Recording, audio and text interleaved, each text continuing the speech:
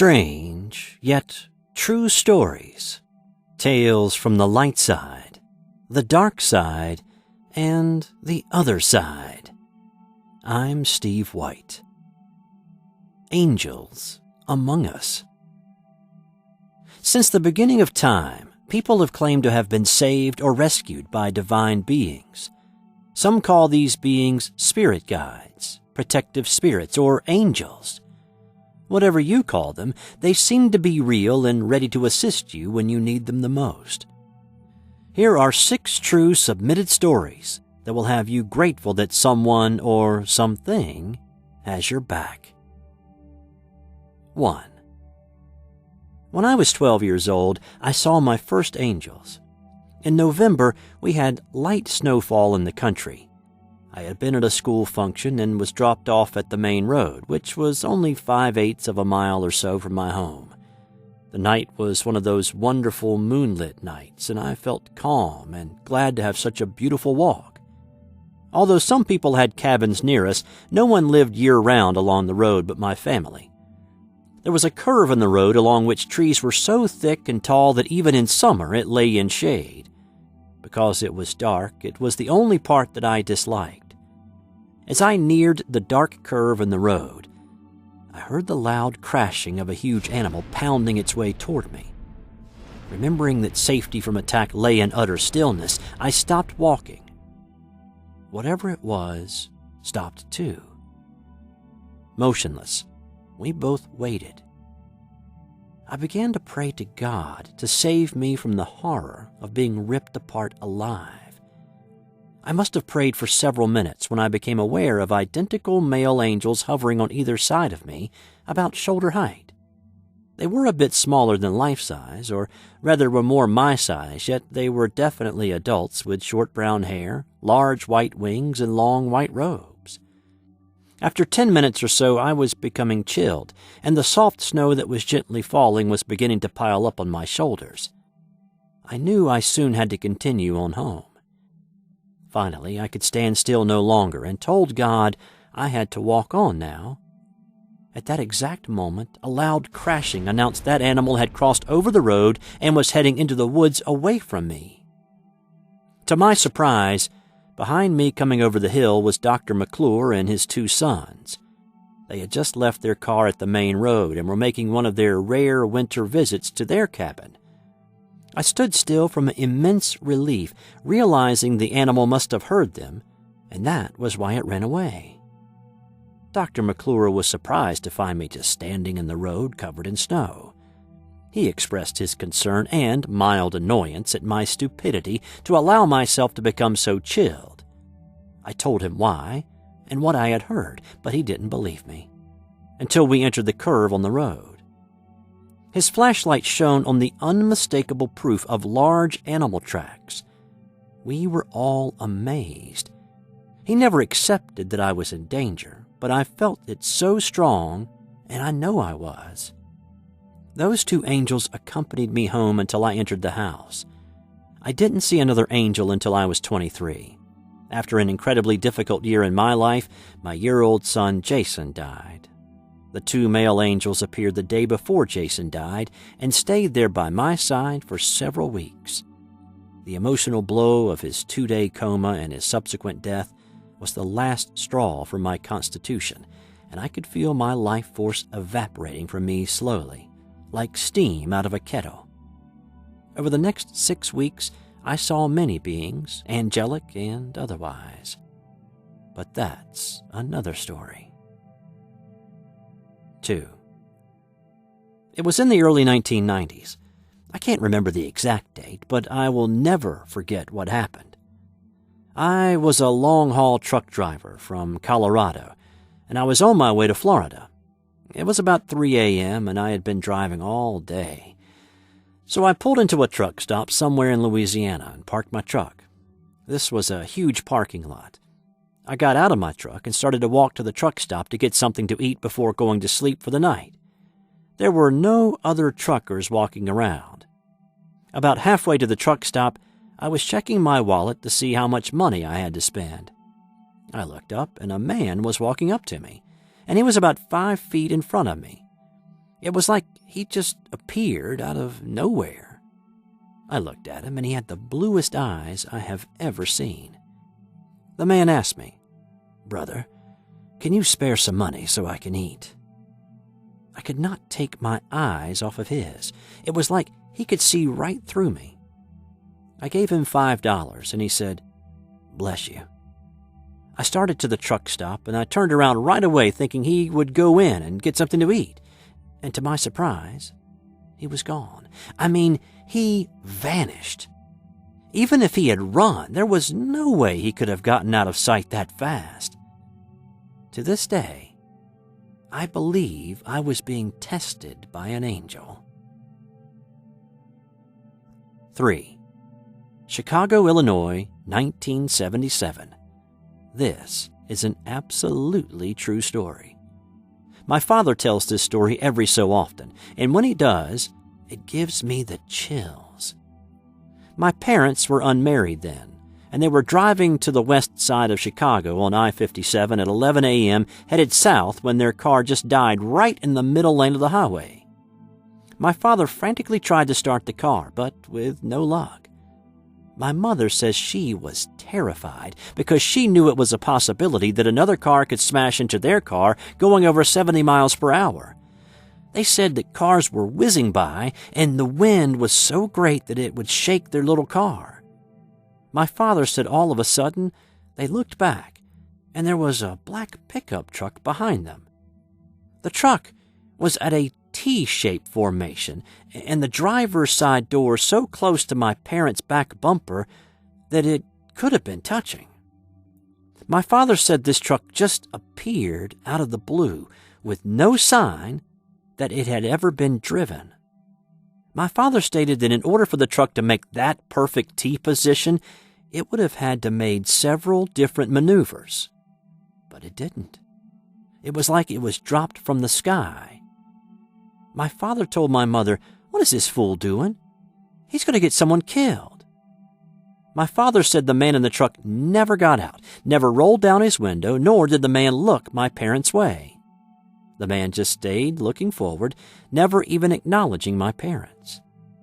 My father described the man as having a long neck and sitting at attention like a soldier that has been given an order. After about 45 seconds, their car finally started.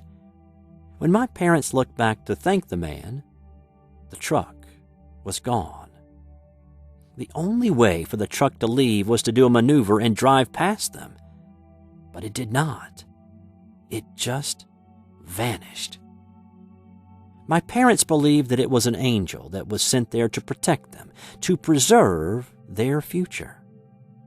My parents have always been extremely truthful people, and they recall this story as if it happened yesterday. 4. This incident happened to my aunt 16 years ago. Being a devout Hindu, she used to go to a temple situated 5 miles away from her home in the city of Klang, Malaysia, every Friday evening. Having just obtained her driver's license, my grandma still insisted upon dropping her off and picking her up at about 9:30 p.m., when the weekly special prayer sessions would be over. My aunt used to wait opposite the temple on a stretch of a road that was very poorly lit and isolated all those years back, unlike now. Since my grandmother would be only 10 minutes late at the very most to pick her up, my aunt never had a reason to fear for her safety while waiting by herself. Well, it just so happened that one fateful September night, my aunt waited and waited for almost 20 minutes, and there was simply no sign of my grandmother. It was nearing 10 p.m., and back then my aunt did not even own a cell phone, so she could not contact her mother to find out what was holding her up. In truth, as she later admitted to me, she was terrified out of her wits, for it was already 2 minutes past 10 p.m., and she was stranded all by herself on a lonely stretch of road where drug junkies were known to hang out, and she had a long way to go. It was when she started to walk off from the spot where she had been waiting that she noticed a man standing a few meters in front of her, his figure encompassed by shadows. He walked out into the sole streetlight, putting his features into sharp relief. My aunt gasped out loud when she noticed his complexion was as dark as the night itself, According to her, she had never seen a person as dark as that before in her entire life, and his extremely swarthy complexion was the only striking thing about this stranger apart from his height. He must have been well over 6 feet tall. He walked over to my aunt and asked her whether her mother was running late, as if he had known her entire life. The funny thing was, my aunt did not feel threatened in any way by the mysterious appearance of this stranger, though she did feel slightly suspicious and apprehensive about talking to him. So she just nodded. He then asked her whether she had been planning to walk home on her own. She nodded again. He then said it was not safe for her to walk home alone at that hour of the night, and he offered to walk her home. Startled at the audacity of this man who had appeared seemingly out of nowhere, my aunt somewhat politely declined his offer and said she intended to wait for her ride to arrive after all. But then she was in a fix, for she did not want to stay there with this strange man. The man said nothing. He just stood back a pace and waited with my aunt. After what seemed like an eternity, though it was only probably another 20 minutes later, my grandmother finally arrived. She turned to look at the stranger who had not budged all the while, jerked her head in some gesture of farewell. She ran to the car and got in.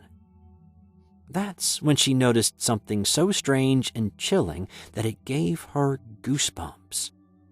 The stranger, who had been there a moment ago, had just vanished into oblivion. And the thing is that there was no way he could have left in such a brief lapse of time. In fact, in a split second. He was definitely nowhere down or up the road, and there were no trees of any kind or foliage on that particular road to hide him from view. Needless to say, my aunt was dumbfounded and shaken to the core, but she kept her silence and did not mention the stranger and his vanishing act to my grandma. But that was not all. When my aunt finally related the incident to my grandma a couple of days later, she told my aunt that she had not seen any tall, dark stranger standing next to my aunt when she had stopped the car in front of my aunt on that night, though my aunt knew for a fact that he was standing right next to her. In retrospect, all we could come up with to explain the inexplicable appearance and disappearance of the man is that he must have been her guardian angel, and he was there to save her from whatever harm that might have otherwise befallen my beloved aunt. 5. My first child was born 4 months after my mother died. I was married in my hometown in Texas and started a family immediately. I began to notice my husband was very unstable and couldn't keep a job long enough to lay down roots. But being from a very religious family, I stayed with him and did the right thing. Within 2 years, we moved to the city of Detroit, Michigan, so that he could pursue a career in his father's business. Like everything else, that lasted only a short time. We struggled financially, moved from one rundown rental to another, depending on the church for many things we needed just to survive. It was totally humiliating. After 5 years, our second daughter was born, and by that time I could tell my life was not going to improve unless I got out and made it happen. She was 3 when I made the painful decision to go back and start a permanent career, never to look back. This was one of the most serious decisions I had to make. I knew deep inside that I was making a major shift in my life from being a submissive wife to tough career woman, willing to do whatever it took to establish myself and provide a home for my children. I started going on interviews. My confidence was low, my experience sparse, since being able to do only freelance work while raising 2 children. But one day, feeling very hopeful, I went on an interview, and for some reason the job seemed like answered prayer. It was perfect for me, and I was down to my last ounce of hope for getting hired. Then the call came. I was turned down. I remember almost collapsing in my front room on the couch from exhaustion, disappointment, and hopelessness. I didn't understand why my life had to be so hard, so painful, and why didn't I get the job? In my spirit, I must have been crying out for my mother like a small child, because I know she came and sat down right beside me. She put her spiritual arm around my shoulders and said, "Glenda, you don't belong there. You'll find the right job for you." Although there were no words spoken, the message was loud and clear, and I was filled with such hope and calm and peace. Now, 15 years later, I am well established, successful, and able to give my children a good home and a mother's undying love. I remember that day like it was yesterday. Thank you, Mom. I know you're there when I need you. 6. There are numerous ways to help those in need if you open up your hearts and are receptive to it, said the rector of our Episcopal Church, closing out his particularly powerful sermon on this Sunday morning. His topic of helping others, looking for opportunities to assist those who need a little help, struck a chord with my wife and me, and we vowed that we would share our good fortune with those who needed a helping hand. We exited the church into the warm spring April afternoon in Greensboro, North Carolina. My wife and I were new parents. Jack was just 8 months old, and we felt incredibly blessed to have a beautiful, healthy baby and a terrific life with a great future ahead of us. We got into our car, rolled the windows down since it was so nice outside, and decided that a Sunday lunch at the K&W cafeteria would be a good idea. We drove through parts of downtown Greensboro on our way to the restaurant. I pulled up to a stoplight on Battleground Avenue. We were the second car in the right lane, and cars pulled up beside and behind. Waiting for the light to change, I suddenly heard a man's voice say, "Excuse me, can you help us?" I turned to see a man, a woman, and a little baby in the woman's arms.